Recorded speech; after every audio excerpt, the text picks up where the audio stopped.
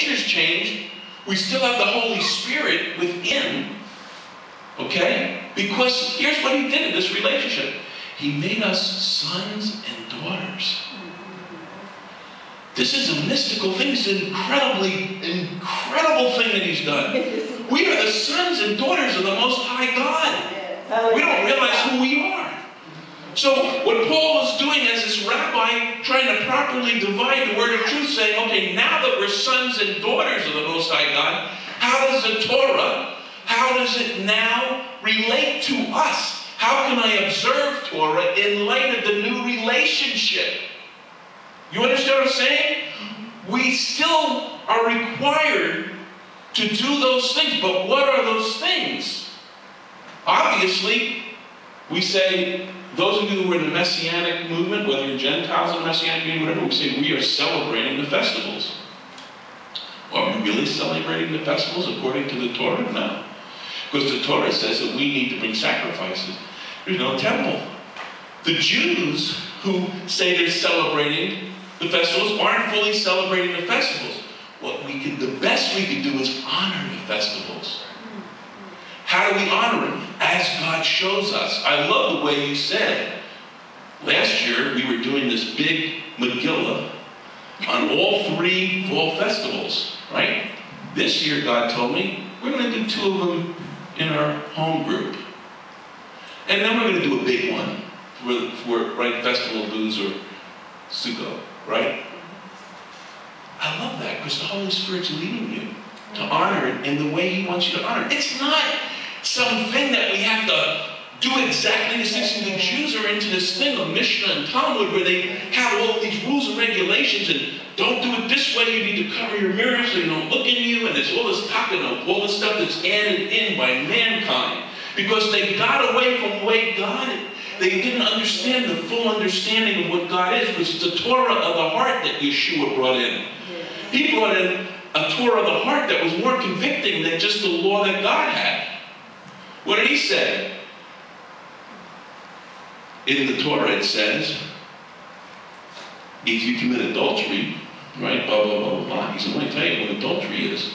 If you look upon a woman to lust after her, you've already committed adultery in your heart. Torah of the heart. Now, you know what? There's good guys like John Stott, I love this guy. He's a really good Calvinist type teacher. And when I read his books, it meant something to me. But what he said is this. He's dealing from the grace-based side, totally. He said that basically, when Jesus preached those things were preached to the Jews because the new covenant had not come in yet. And so he was teaching Torah to the Jews to convict them because they were being arrogant and prideful. So what's happened is, not only are you finding people in the church today saying 2/3 of the Bible are no longer enforced. That's the old covenant scriptures. These are the new. Well, now they're taking the new and saying, well, but this portion of what Jesus said, that is not part of the new covenant. So they're picking and choosing what they like, and then you've got to go to them to figure out this thing. So you've got to go through their doctrines and whatever. See, this is what Jesus rebuked the Pharisees for. They had their teachings that were ways of getting around the law, basically. And there were all kinds of added-on teachings that were going on. He wasn't rejecting. Jesus said the law and the prophets. Let's go to that, Matthew. Let's just look at that real quickly. Matthew 22. Oh no. What I wanted to go to is, where is it? Somebody have it in. Where he... Okay. Matthew 5:17. Think not that I have come to destroy the Torah or the prophets. Now, if he said, I have not come to destroy the Torah, right, until all things be fulfilled. But he said, and the prophets. Do you know that not all prophecy from the Hebrew scriptures have been yet fulfilled by Jesus? They're not going to be fulfilled. He comes back again. He only filled the ones that dealt with his first coming. His second coming is a fulfillment. Look, when I was a Jewish kid in Hebrew school, I sat there and this guy, and I explained this in my One New Man thing, that there's this guy, Aaron Zelitz, and I was taking lessons in my Hebrew class. And the rabbi's teaching us this stuff, and I was falling asleep all the time I went to Hebrew school. Until Aaron Zelitz said, "Rabbi, can I ask you a question?" He went, "Yes, Aaron," because every time Aaron opened his mouth, there was trouble. And he says, "Can I ask you a question, Rabbi? Is Jesus our Messiah?"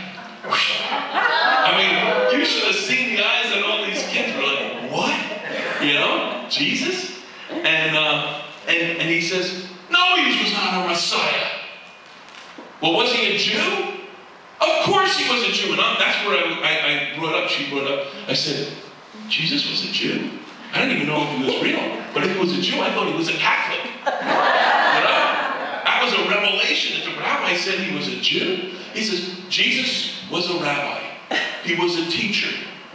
He was a reformer. And some say he was even a prophet. But he was not our Messiah. The wolf must lay down with the lamb. There must be perfect peace on the earth. And then Messiah will come. This is what he said. He was talking about Micah and other scriptures that are talking about when Yeshua comes the second time. Okay? So those things still have to be fulfilled. But I remember Mike going, what? He said, now the Catholics, they teach Jesus. We teach Moses. I never want to hear his name mentioned in his class again. So I just went on my bicycle to the library, public library, and looked up Jesus Christ. Found this book that I could not find to this day. Opened it up. It was written to a Jew. I was saying, his name is Yeshua HaMashiach. Yeshua means Jehovah saves, the God of Israel saves. Right? HaMashiach is the Messiah. It's not Jesus H. Christ who lived on 777 Nazareth Lane. And he started explaining all these prophecies. And I'm going, whoa! I said, this is incredible. He's our Messiah. I mean, and I didn't know what a Messiah was, but the rabbi had mentioned Messiah, so I was figuring out. So I said to my mother, I said, Mom, do you know that Jesus was our Messiah? She goes, what's a Messiah? I said, he's the one that we Jews are waiting for. He's the one that came.